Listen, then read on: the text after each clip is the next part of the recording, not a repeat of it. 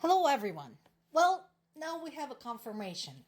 Ukrainian intelligence services were correct, and it's not 1,500, it's not 3,000. We are talking 10,000 or more. North Korean troops heading to Russia only to fight in Ukraine. And we now have a confirmation of that from the Pentagon. And basically, what I am seeing from different officials, different governments, and so on is the same thing. Yes, we have a confirmation that they're headed that way. We had a confirmation from Pentagon. We also have a confirmation from NATO. This one is on BBC. There is an agreement that some of the troops have already been deployed, that they're headed to the Kursk region. Just a reminder, that is the region where the Ukrainian troops entered to give Russia a little bit of a kick in the pants. And everybody agrees that this is dangerous and it is leading to the escalation of the war. And I said this in the past, that it doesn't really matter how many. It doesn't matter if it's 1,500, 10,000, 12,000. It doesn't matter. What matters is that it is happening. And that it was preventable. Had this invasion been nipped in the bud, using NATO forces, had the UN not sold out to Russia, all of those things, this need not have happened. And the fact that it just took them as long as it did to acknowledge that, yes, this is happening, kind of speaks for itself. So there is still a question of, but what will they be doing there? I do want to talk to the experts who are saying that they are not exactly sure about the exact purpose of North Korean soldiers there. What do you think, guys? Again, come on, how naive are you? Do you really think Russians are requesting those extra troops for them to just sit around, I don't know, typing? No. They're going to be thrown into battle, into the meat grinder, just like everybody else. South Korea is also, ringing the alarm bells. And yeah, they should be, because they are very uncomfortably close to both Russia and North Korea. And by the way, Russia's other BFF, China. And again, my question is, what are you going to do about this? So right now, South Korean authorities are sharing whatever information they have about the North Korea's dispatch of troops to Russia, since, again, they have front row seats to the that part of it. They have the satellite images. They can observe all of that. It's right there. It's across the border.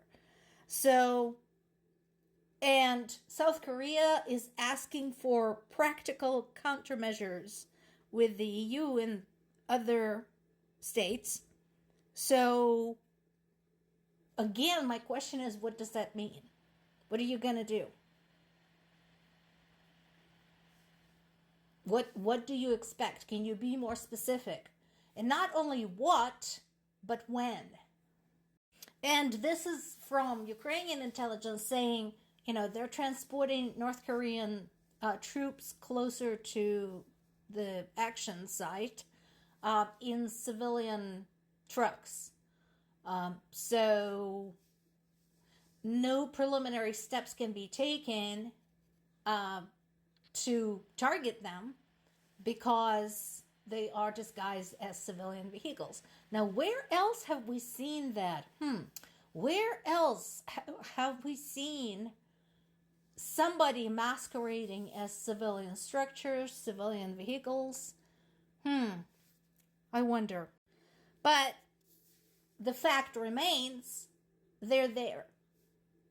Now, this is something I discussed with my dad because he's an old military man. So, as were most men in my family, some of them were career officers, some of them served as part of the mandatory army service. So, I asked him, I said, how do you think North Korean troops will perform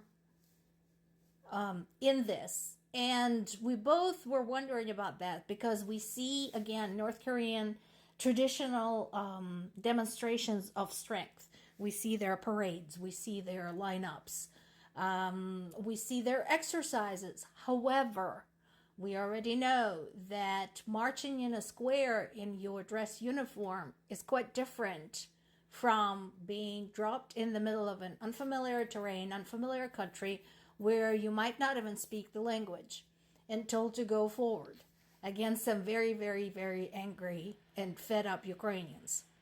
So that is one shred of hope when it comes to North Korean participation, that they will get walloped and back out just, because they don't want to sacrifice their soldiers for someone else's cause, regardless the price. But again, that's just a speculation. Maybe they don't care. India's Modi is in the news again. And this time, Zelensky himself is saying maybe Modi can do something. And I'm like, dude, why? Why do you believe this? Have you seen what he has done? He's no different than UN Secretary General Guterres. He's no different. He called Putin his brother and his friend, accepted rewards from him. Zelensky's argument that India and India's prime minister can broker the peace is because he's in charge of a big country that is involved extensively in global politics. So what? It's a big country. The same can be said about a whole bunch of countries. Brazil, for example, is a big country. China is a big country. So what? Just because something is a big country and has a big chunk of global political and economic market doesn't mean it's qualified to negotiate peace between two warring nations that have been in a state of conflict for centuries. Use your friggin' head. Jesus Christ, you're a head of state. And this is from the Who the Hell Asked You series. Another ignorant git who probably couldn't even point Ukraine on a map insists that we should be negotiating with the terrorist state. And again, anyone who says something like that, anyone who says the same thing as Donald Trump and J.D. Vance and so on and so forth, is welcome to come to Ukraine and see for themselves what Russian troops are doing there, what they're doing to Ukrainian civilians. Don't go to the safe side of the country. Don't go to the western part of the country. No. No, go to the Donetsk region. Go to the Zaporizhia region. Go to Dnipro. Or go to the sites of former atrocities such as Bucha and Irpin. Try that on for size. And then see if you can say with a straight face that we should be negotiating with Russia.